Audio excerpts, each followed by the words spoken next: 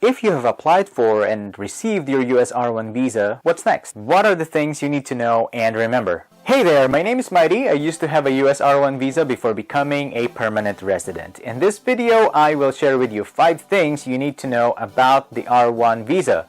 What you can do, what you cannot, and how to plan beyond the 5 years maximum allowed for this type of visa. Don't forget to like this video and subscribe to my channel for more tips and tutorials on how to move, survive, and thrive in the USA. So here's a question. So if you have just gotten your R1 visa, what are you most excited about as you move to the USA?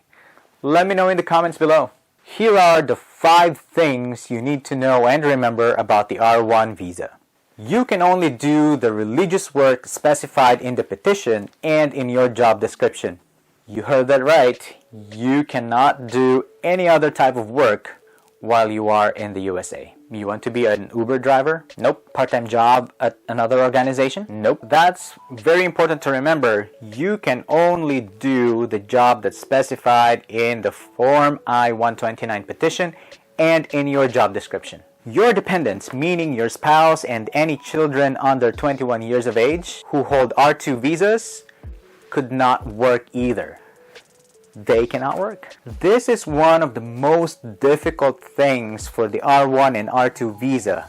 If your spouse is used to working in your home country, too bad, they cannot work in the USA. This also means that you will need to be very careful in planning for and managing your finances. In our case, my wife used to be a career woman back in the Philippines. She used to work for one of the biggest TV networks there, but when we came to America, she stayed home and took care of the kids. The bright spot is we didn't have to pay for childcare, which is super expensive. So if you're curious about the cost of living in the USA monthly, then click here. Number 3, you can renew your R1 visa. The maximum is 60 months or 5 years. And after that, you will need to exit the USA and then wait for another year so you can reapply for another R1 visa. But here's the good news. Number 4, you can apply for a green card. After 2 years of working and serving under the R1 visa,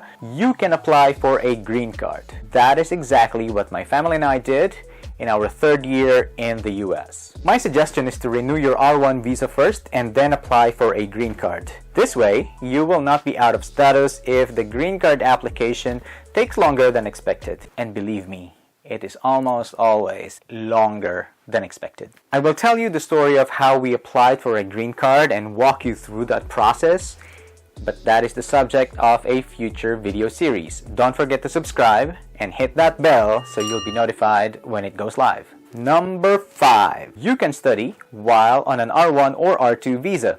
So if you plan to pursue a master's degree or a PhD, you can do so. Just a fair warning, it is very expensive.